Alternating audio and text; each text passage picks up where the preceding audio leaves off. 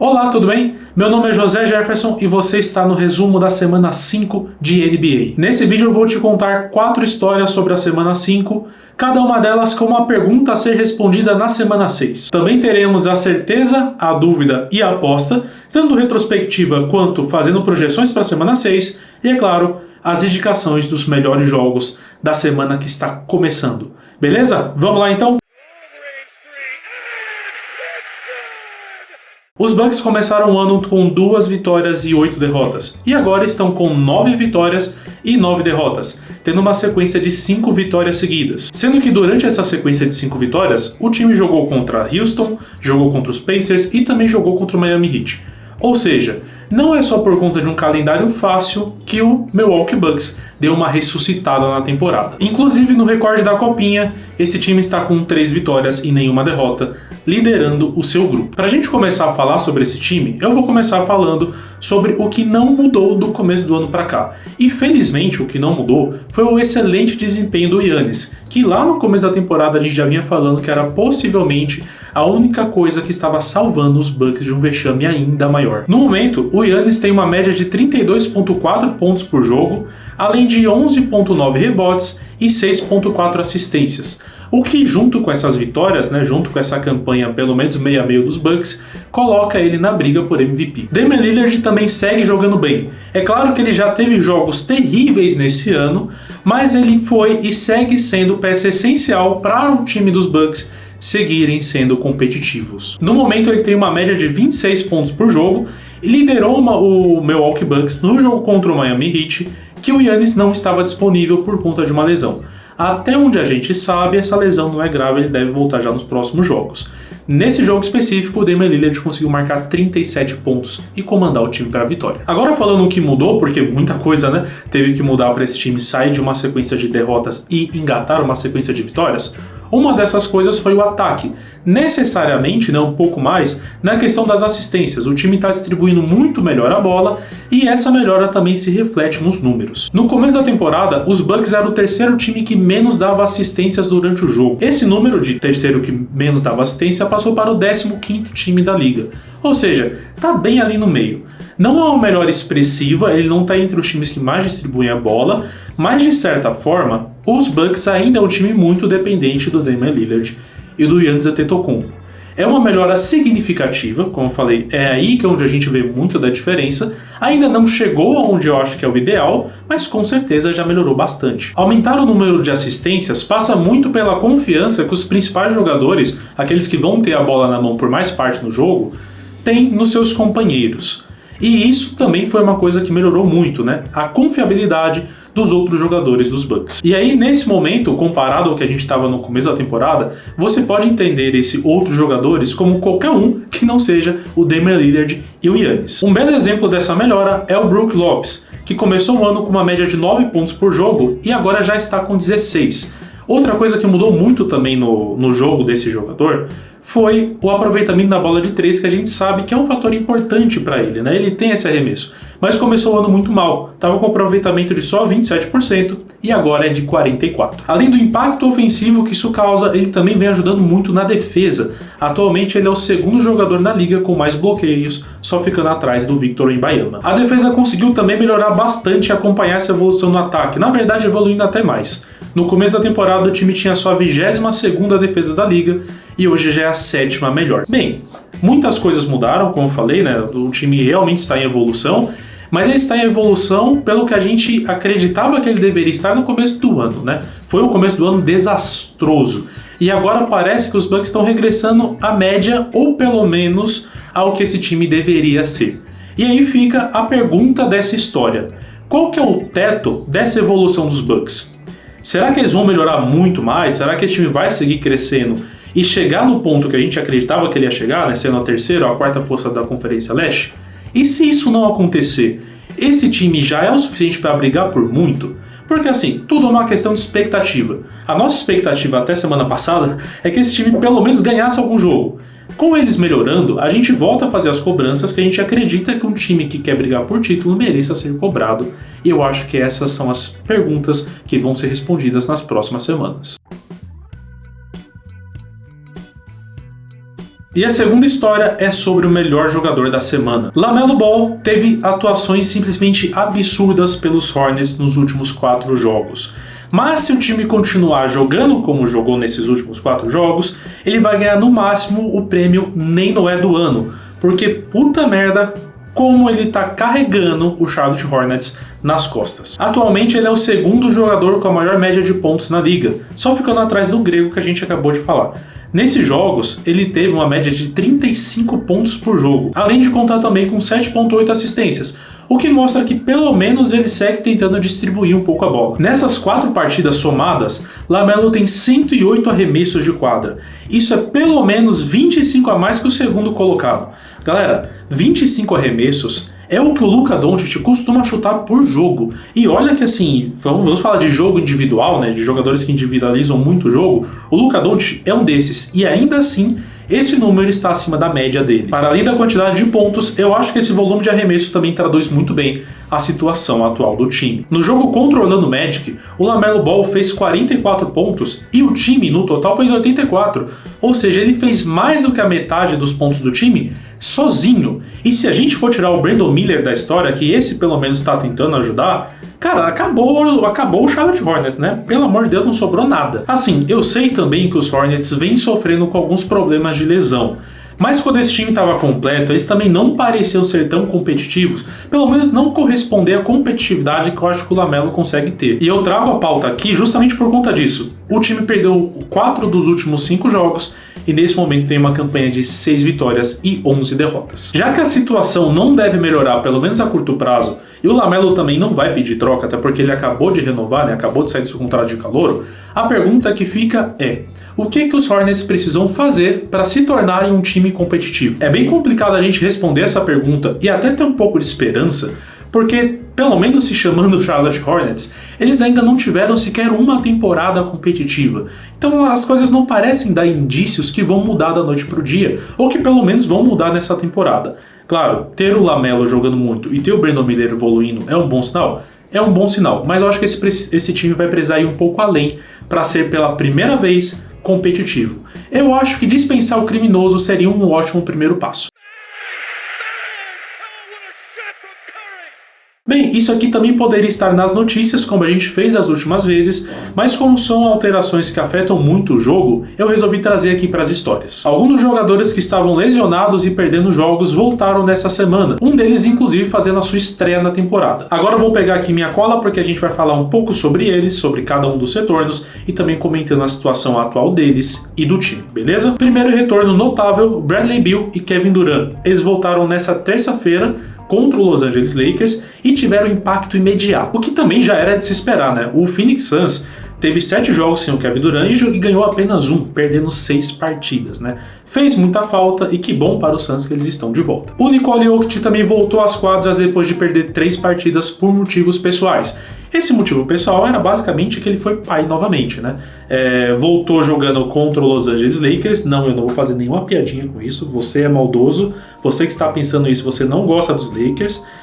Voltou no sábado, né? O time ganhou dos Lakers, como já era de se esperar. Infelizmente eu realmente não consegui. Não foi uma ausência tão longa, mas foi muito sentido. A gente falou sobre isso no vídeo da semana passada também, por isso que eu achei importante te trazer essa atualização. Outro retorno importante nessa semana foi o do Ja Morant, que voltou a jogar na segunda-feira contra o Portland, né? Já chegou anotando um duplo-duplo, jogando pra caramba, que é o que ele sabe bem fazer. Deu um susto no pessoal durante o jogo, né, com uma possível lesão, mas conseguiu terminar a partida numa boa. O Memphis Grizzlies, que estava voltando a ter pesadelos, né, a ter traumas com o que viveu na temporada passada, mas aí, felizmente, Ja Morant já está de volta nas quadras. O Isaiah Hartenstein estreou pelo Oklahoma City Thunder na quarta-feira contra o Portland Trail Blazers, né, outro time que está atraindo jogadores voltando de lesão. Ele vai ser muito importante, principalmente na ausência do Chet Holmgren, que está fora desde o jogo contra os Warriors no dia 10 de novembro. É outro cara que volta e também já tem um impacto imediato na qualidade no jogo do time. O segundo jogador que fez sua estreia nessa semana foi Kristaps Porzingis. E esse aí eu nem preciso me estender muito, né? Já era difícil ganhar do Celtics sem o Porzingis.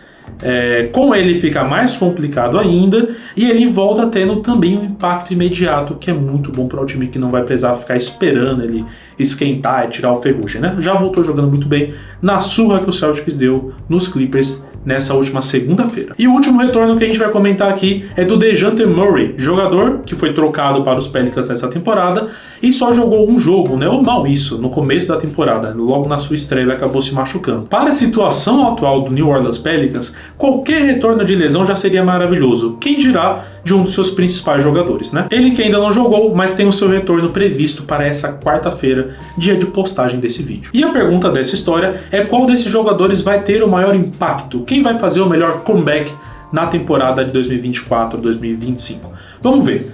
Falando de impacto, é difícil que seja o Porzingis porque ele já chega num time muito completo, né? Mas todos os outros jogadores eu acho que tem potencial para ganhar esse prêmio que a gente vai fazer aqui no canal, beleza? Vamos lá, eu não sou o maior fã de trazer pautas aqui só para reclamar, mas no momento essa daqui se fez necessária. A quarta história da semana é sobre o Philadelphia 76ers. A gente acabou de citar vários jogadores que retornaram de suas lesões e já tiveram um impacto imediato no time, o que não aconteceu com Paul George e com Joel Embiid. Eu sei que tudo depende do contexto. O Paul George ele veio sim de uma lesão mais longa, de uma lesão mais séria, mas também depois que voltou dessa lesão, já perdeu alguns jogos, assim como também fez Joel Embiid. Embiid esse que não conseguiu se manter saudável durante a off-season para estrear pelo time lá no começo da temporada. E aí, como resultado, mesmo quando os dois estavam em quadra, o Sixers não conseguiu ganhar jogos. Inclusive, durante essa semana, acabou rolando alguns boatos de uma reunião convocada pelo Kyle Lowry para juntar o time, para tentarem conversar, entender qual o motivo desse momento ruim, né? Para tentar, sei lá, motivar as pessoas. O Tyrese Maxey fez cobranças a Joel Embiid, questionando um pouco sobre essas faltas que ele faz para o time, né? Esses atrasos que ele acaba causando, tanto por lesões, por não conseguir também se preparar fisicamente para os jogos. Alegando, e eu concordo muito com ele, que esses atrasos eles acabam comprometendo todo o time. Afinal, o Joel Embiid é o líder dessa franquia no momento. E falando sobre atrasos, o próprio Paul George comentou em uma entrevista que começou a temporada meio enferrujado, né? Vocês lembram mais ou menos os 3 primeiros jogos do Paul George? Ele estava jogando bem mal ali, fazendo poucos pontos. Pelo menos poucos pontos referente ao que a gente espera que ele faça pelos Sixers. Cara, assim, é muito difícil comentar sobre esse time, porque eu acho que é um elenco, que é uma franquia que no momento tem um problema muito forte de cultura. O Tyrese Maxey é um jogador de 24 anos que parece já ser mais comprometido e ter mais entendimento disso do que o Joel Embiid, que tem 30. A impressão que dá é que a franquia em si normalizou voltas demoradas, normalizou perder jogos, normalizou o time estar enferrujado e não competindo bem o suficiente no começo da temporada. E isso não pode acontecer para um time que almeja ser campeão. Os playoffs, eles são uma maratona que, para além da regularidade física que você tem que ter, você também precisa de uma regularidade psicológica muito forte, porque isso faz muita diferença quando as coisas estão bem acirradas. E se o Sixers seguir nessa postura, eles não vão conseguir ter esse mental, esse psicológico, essa constância que uns playoffs pedem. Lá na frente eles vão acabar falhando de novo e de novo não chegando numa final de conferência. Se o Nick Nurse é o tipo de técnico que vai conseguir trabalhar essa parte do time, eu não tenho certeza. E aí a pergunta que fica é o que mais precisa fazer para o Sixers ter essa postura de um time vencedor que hoje não tem. Trocar o general manager, trocar o técnico, trocar mais jogadores, só esperar também, porque, cara, às vezes pode ser isso, né? Eu não acredito, mas pode ser que seja. O time em si, ele tem talento. Só falta saber usar e também querer usar todo esse talento para chegar pelo menos em uma final de conferência e diminuir um pouco as cobranças que esses jogadores sofrem, no caso, cobranças bem acertadas, bem devidas. Terminadas as histórias, agora a gente vai para o quadro Certeza, Dúvida e Aposta para a semana 6. Mas antes, vamos fazer a retrospectiva da semana passada. Primeiramente, a minha certeza era que os Cavs e os Warriors terminariam a semana na liderança de suas conferências e eu errei miseravelmente porque o Golden State Warriors não quis colaborar. O time perdeu 2 jogos que eu definitivamente não achava que eles iam perder. Assim, contra o San Antonio Spurs, eu achei que seria competitivo, mas não que eles iriam perder. E contra os Nets, eu nem achei que ia ser competitivo, eles acabaram perdendo. Ambas as derrotas foram grandes viradas, o que mostra uma inconsistência do time nesses momentos, pelo menos nesse período, né? Nesse intervalo desses dois jogos. Assim, não diz muito sobre a temporada dos Warriors, né? Tipo, então quer dizer que está tudo acabado, que esse time era uma farsa. Não, eu não acredito nisso, mas é claro que momentos assim preocupam o torcedor, né? Foram derrotas bobas, mas não acho que seja nada grave. Dito isso, estão em segundo lugar na Conferência Oeste. A dúvida da semana passada foi o Orlando Magic, e a gente pode dizer com uma certa tranquilidade que ele trouxe respostas muito positivas. O time seguiu na sua sequência de bons jogos, né, tendo perdido só um jogo contra os Clippers e ganhado os outros 3 que fez nessa semana, né? Um contra o Los Angeles Lakers, que era o jogo mais difícil, né, interrompendo a sequência de vitória que os Lakers tinham até aquele momento. Outro contra os Pistons e outro contra o Charlotte Hornets. O Orlando Magic, mesmo sem o seu principal jogador, o Paulo Banchero, que ainda está fora por conta de uma lesão, vem encontrando formas de ganhar jogos, principalmente por conta da sua excelente defesa, que é a segunda melhor desse mês de novembro. O time basicamente fala assim, olha, eu não vou fazer muito pontos, logo você também não vai fazer, e eu vou ganhar de você justamente por conta disso. Eu particularmente sou muito fã, gosto muito desse tipo de jogo do Orlando Magic e espero que eles sigam ganhando jogos. Méritos também para o Franz Wagner, que está conseguindo liderar o time nessa ausência do Paulo Banchero. A aposta da semana passada era no Houston Rockets, que foi uma aposta muito bem sucedida. O time ganhou 3 dos 4 jogos que fez durante essa semana. Com a melhor defesa da liga nesse mês de novembro, o Houston Rockets vem conseguindo escalar para o topo da Conferência Oeste e vai ter contra o Oklahoma City Thunder, quem sabe, uma oportunidade de liderar a conferência, pelo menos momentaneamente. Vamos ver até onde os foguetes vão conseguir chegar. Agora partindo para as projeções da semana 6. Primeiramente, a certeza. E para mim é que essa semana vai ser, sem sombra de dúvidas, muito competitiva. A gente vai ter jogos que podem estar valendo a liderança da conferência e também as últimas 2 rodadas da Copa, que deve definir, né? Que vai definir tanto líderes quanto classificados via wildcard para a fase eliminatória. Então, com certeza vai ser uma excelente semana para assistir os jogos e os times devem estar muito competitivos, porque no final das contas acaba valendo também muita coisa. A minha dúvida para essa semana é o Golden State Warriors, que vai começar a ter um calendário de corno até o final do ano. Vamos lá, só nessa semana os Warriors enfrentam o Oklahoma City Thunder, o Phoenix Suns e o Denver Nuggets. E indo um pouco além, esse time vai enfrentar Minnesota Timberwolves 3 vezes e o Memphis Grizzlies, tirando todos os jogos da Copa, afinal ele também já está classificado para a próxima fase. É uma sequência de jogos complicadíssima, mas que eu tenho certeza que vai definir os próximos passos que a franquia vai tentar traçar para a temporada 24-25. Outro time que também tem um calendário de corno é o San Antonio Spurs, mas pelo menos esse é só durante essa semana. O time vai enfrentar na sequência Lakers, Sacramento Kings e Phoenix Suns. E na aposta, nessa semana a gente vai com 2 times. Primeiramente, fazendo valer o que eu tinha comentado na semana passada, o Orlando Magic sai de dúvida e se torna uma aposta. Eu acho que o momento do time já se provou e nessa semana ele enfrenta o Bulls, o Brooklyn Nets 2 vezes e fecha a semana na terça-feira que vem contra o New York Knicks, o jogo mais difícil dessa sequência, provavelmente valendo a liderança do grupo na Copinha. Minha outra aposta tá lá na outra conferência. O Memphis Grizzlies tem uma semana que ele pega os Pistons, Pelicans, Pacers e termina a semana jogando contra Dallas, que também deve ser o jogo mais difícil na terça-feira. Eu acredito em ambos os momentos dos times, vamos ver se eles conseguem corresponder a gente até a semana que vem.